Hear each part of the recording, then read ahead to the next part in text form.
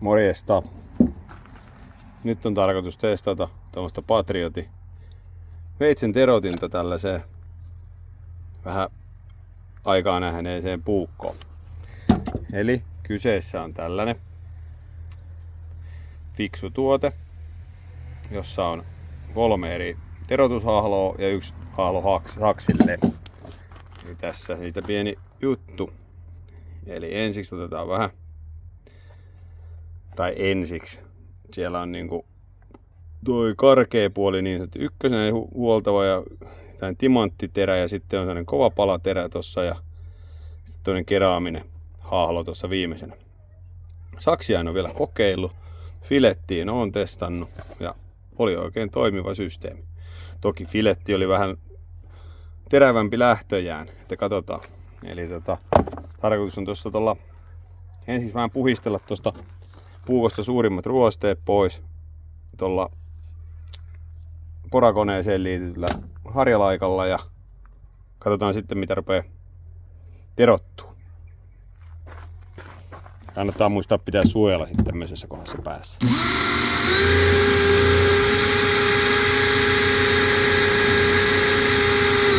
Ja kannattaa kääntää toi suuntakin toiseen, niin se on itsestä poispäin.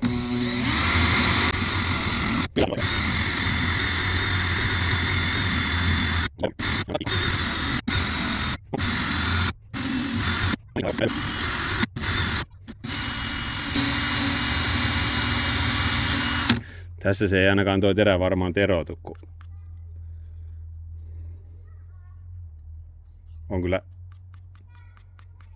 äärimmäisen tylsä. Ei tuu kyllä haava tai kynnestä lähde mitään soiroa tällä. No, ei se mitään. Testataan ensiksi, siis tuolla ensimmäisellä hahlolla, millä otetaan niin karkein jälki siitä pois.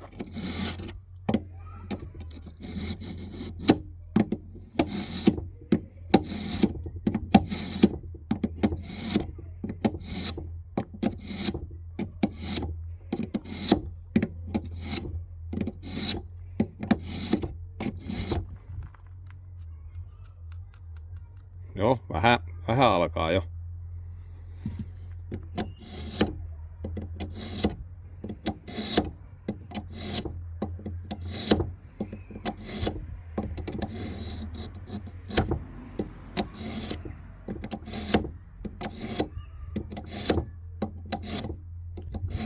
Eihän tää tietenkään ihan mitään kaiketi voita mitään tuommoista kunnon tahkoamista, mutta kyllä pikkuhiljaa alkaa terottua. Otetaan vielä vähän.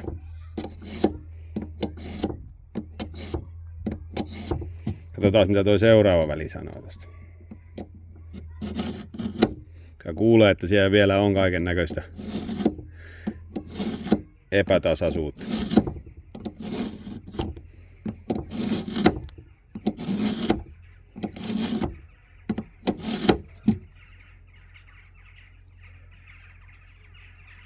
Ja tähän ainakin aika rajusti tulee lisää särmää tähän.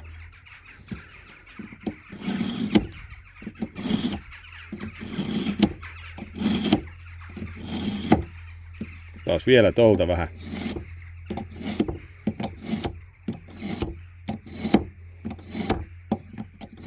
Näin lyhyet teräisellä puukolla itse asiassa aika haastavaa. Kyllä rupee niinku kynnestä lähteen soiroon.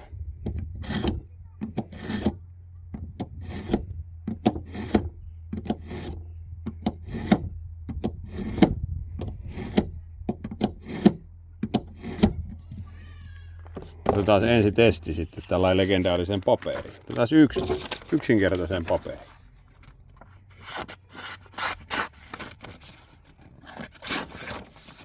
Ei huono tulos noin niinku. Ei nyt ihan mikään japanilainen kokkiveitsi, mutta käsitellään aika jees on niinku tollain ruosteiselta puukolta tästä. Ja kyllä sitä lähtee kynnestäkin jo aika kivasti lastua. Ei pöllömpi laite ollenkaan. Täytyy vielä antaa sille pikku mahdollisuus, kun kokeilee nyt, niin siinä on jonkun sortin epätasaisuutta tuossa terässä, niin annetaan sille vielä muutama veto tosta.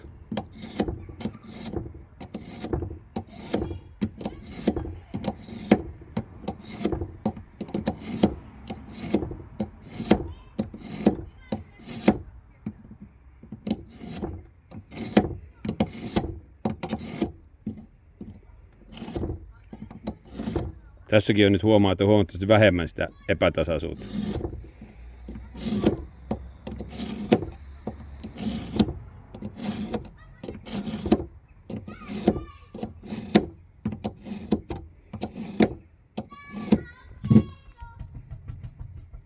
Noin.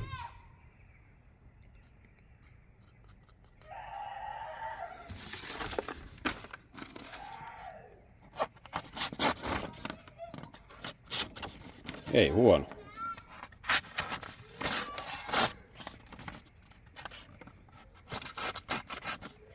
Taustamelu ei johdu puukosta, eli ketään ei pelotella. Ei, kyllä tää oli aika jees. Ihan hyvä peli. Mulla kulkee tää veneessä fileerausveittien kanssa mukana, niin nyt mä täällä viettän keittiöveistien terottelu. Kannattaa kokeilla. Ainakin meikäläisen käytössä ihan toimivan tuntuinen peli.